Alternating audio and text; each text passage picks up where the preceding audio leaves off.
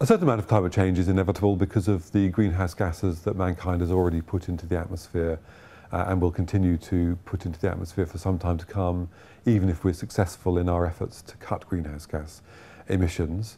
But we can take action now that will prevent more dangerous climate change in the latter part of the coming century, and we urgently need to do that because if we don't, we could expect severe temperature increases and severe changes to our weather with bad consequences. But we are going to have to adapt to an amount of climate change that is now inevitable.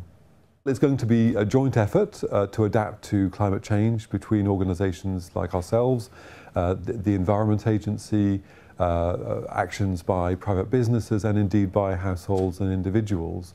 It's core business for the Environment Agency because we deal with the management of flood risk and water resources, and we look after wildlife and freshwater ecology for the country. So, for example, we are having to adapt our future plans for managing flood risk to these climate change scenarios.